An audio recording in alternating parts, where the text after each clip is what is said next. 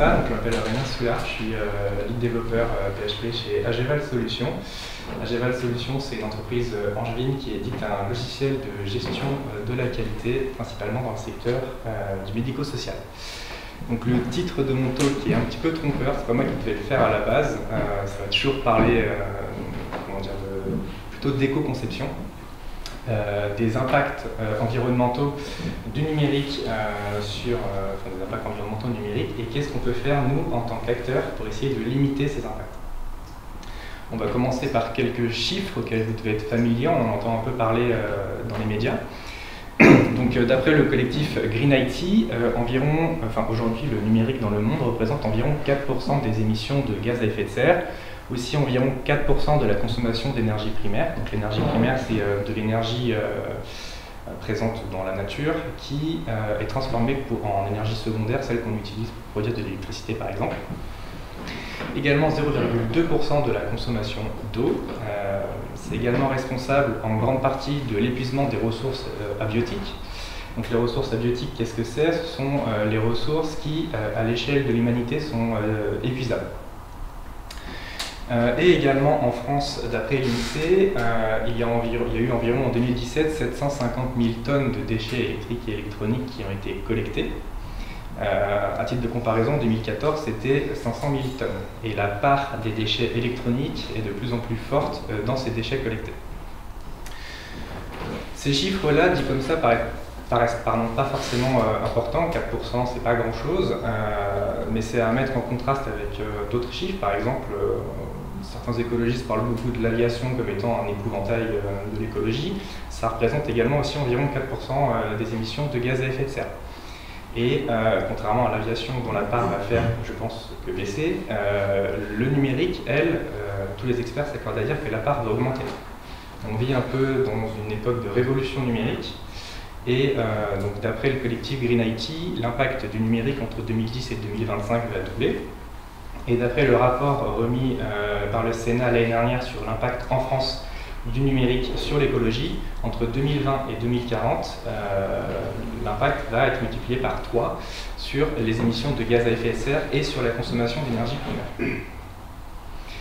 Donc maintenant qu'on a vu ces chiffres, on va essayer de voir quelle est leur répartition par rapport aux différents tiers qui composent cet impact. Donc on va identifier 3 tiers globalement dans le numérique, surtout dans le web, qui sont les terminaux utilisateurs, donc téléphone portable, ordinateur, tout ce qu'on utilise, les infrastructures réseau qui servent à la communication avec les data centers ou centres de données en bon français.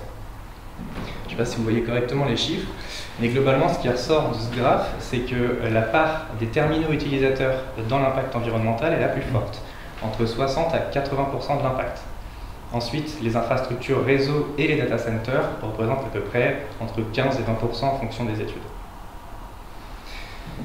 Si on s'intéresse de façon un peu plus poussée à l'impact des terminaux utilisateurs au niveau de leur cycle de vie, on voit que c'est le cycle de fabrication qui est la plus émettrice, qui est la plus impactante. C'est logique, c'est là où il y a l'extraction de ressources abiotiques, extraction qui nécessite énormément d'eau, qui est aussi qui émet énormément de gaz et très consommatrice d'énergie.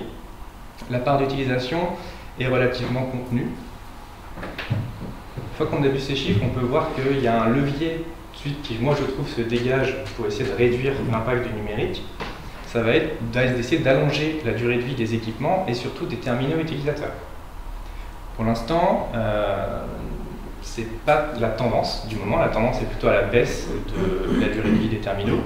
Donc au niveau des PC, selon Green IT, ça a été divisé par 3 en 30 ans. Et toujours d'après le rapport du Sénat que j'ai évoqué précédemment, la durée de vie moyenne d'un smartphone en 2019 en France était de 23 mois, c'est-à-dire moins de 2 ans. Bon là, je peux me dire en tant que développeur, je n'ai pas réellement d'impact sur ça, c'est la faute des fabricants, avec leur obsolescence programmée, le fait que les terminaux sont de moins en moins réparables. C'est sans prendre en compte le fait que si on interroge les utilisateurs et qu'on leur demande pourquoi est-ce qu'ils mettent au rebut leurs appareils, ils vont souvent indiquer que c'est parce qu'ils ne correspondent plus à leurs standards de performance et de qualité. Qu'est-ce que j'entends par standard de performance et de qualité? Tout simplement qu'ils ne peuvent plus utiliser leurs applications quotidiennes dessus parce que ça rame, ou qu'elles sont tout simplement plus mises à jour, ou qu'elles ne sont plus utilisables. À la maison, j'ai un iPad mini 2 qui date de 2014. 2014, c'est récent. Il marche plutôt bien, mais bloqué sur iOS 13. Et là, avec la sortie d'iOS 15, je crois, c'est simple, je ne peux plus utiliser les applis que j'utilisais avant. Donc du coup, je me retrouve avec un presse-papier qui ne me sert à rien, alors qu'il tient encore très bien la batterie et qui fonctionne relativement bien, même si depuis iOS 14, il lag un peu. Du coup, en tant que développeur, qu'est-ce que je peux faire? Essayer d'aller à l'inverse de la tendance qui est que plus j'ai de puissance à ma disposition, moins je vais chercher à optimiser mon travail. Du coup, plus je vais essayer de prendre l'espace qui est laissé à ma disposition. Et pour ça, je peux m'inscrire dans une démarche un peu plus large qui est la démarche d'éco-conception numérique. Donc l'éco-conception, c'est peut-être un mot que vous avez déjà entendu, c'est une notion qui existe depuis plus de 20 ans, principalement dans les secteurs industriels. Donc il y a eu plusieurs normes et standards là-dessus. Donc l'éco-conception numérique s'appuie sur ces normes et ces standards et repose sur 5 principes fondamentaux. Déjà, si on devrait décrire l'éco-conception numérique, qu'est-ce qu'on pourrait dire? On pourrait dire que c'est réduire les impacts environnementaux d'un service numérique à service rendu équivalent. Donc là, premier mot important, service rendu équivalent. Donc la première chose à faire lorsqu'on veut mettre en place une démarche d'éco-conception numérique, ça va être de définir ce fameux service rendu. Par exemple, réserver votre place pour ce talk, c'est un service rendu, payer ses impôts également, etc. etc. Ce qu'on va appeler une unité fonctionnelle. Une fois qu'on a défini cette unité fonctionnelle, on va essayer d'étudier l'impact du service numérique. Donc là, je parle bien de service numérique et pas de logiciel ou de site web, parce qu'un logiciel, c'est quelque chose de virtuel, ça n'a pas d'impact dans le monde réel. L'impact se fait au travers des équipements physiques sur lesquels ce logiciel évolue. Donc on va essayer d'étudier l'impact du coup des équipements physiques qui font partie du service numérique. Donc à la fois les serveurs qui font tourner les sites par exemple, mais également les différents terminaux qui sont utilisés pour aller sur ce site et toute l'infrastructure réseau entre les deux. On ne parle pas de faire une étude exhaustive de tous les terminaux, mais plutôt d'avoir une ordre d'idée. Par exemple, à Géval, on a des métriques d'utilisation. On sait que plus de 90% de nos utilisateurs, c'est un logiciel, donc sont utilisés au travail, sur des terminaux, enfin des PC fixes ou portables, et au travers de connexions fibre ou QI. Ensuite, on va essayer, on va étudier l'impact et on va essayer de le faire à toutes les étapes du cycle de vie, fabrication, utilisation et fin de vie. Et avec différents indicateurs. Et ce, pour éviter les transferts de pollution et, ce sera le petit talk d'après, je pense, le greenwashing. Si on se contente du coup d'analyser que la part d'utilisation est avec un seul indicateur, c'est pas forcément pertinent, surtout qu'on a vu avec les chiffres précédents que la plus grosse part de l'impact était liée à la fabrication. Une fois qu'on a ces indicateurs, du coup, on va essayer dans une démarche continue de détecter les plus gros, de détecter des leviers, des actions à mettre en place et d'appliquer les actions par ordre d'impact. Donc les leviers, les actions les plus importantes en premier. Voilà. Qu'est-ce que je peux dire encore sur la démarche d'éco-conception numérique? Donc d'après Frédéric Bordage, 80% des gains d'impact ont lieu en phase avant et après le développement. Donc c'est pas réellement moi en tant que développeur qui va avoir le plus d'impact, ça va plutôt être le chef de projet, le chef de produit, dans sa posture d'expert avec le client, qui va venir essayer de correctement identifier le besoin et de définir le périmètre fonctionnel du service numérique. Et après, en phase post-développement, de venir toujours dans cette démarche d'amélioration continue, de auditer et appliquer des mesures correctives. Donc Frédéric Bordage conseille 3 postures à adopter pour ça. Donc la posture de simplicité, de frugalité et de pertinence. Simplicité et pertinence, ça va être des postures plutôt qualitatives, où on va chercher à faire une IHM la plus simple possible. Donc la simplicité, ça va surtout être de l'UX. Plus c'est simple à utiliser, plus l'utilisateur va accéder rapidement à son information et moins il va passer le temps sur le service. La pertinence, elle, ça va être d'afficher les bonnes informations aux bons endroits pour qu'il n'ait pas besoin de traverser 3 ou 4 pages avant d'accéder à l'information dont il a besoin. Moins de temps l'utilisateur passe sur le site, plus l'impact sera faible. Enfin, la frugalité, ça va être une frugalité en termes de fonctionnalité, de périmètre fonctionnel. Essayer de trouver un juste milieu entre le minimum attendu par l'utilisateur, enfin la valeur optimale attendue par l'utilisateur, sans être dans la surqualité qui a un coût pour l'entreprise. C'est vrai que je ne l'ai pas indiqué ici, mais il y a une étude que j'ai lue qui ressort assez souvent de 2014, je crois, une étude américaine, qui dit que 80% des features de services numériques ne sont pas ou peu utilisées.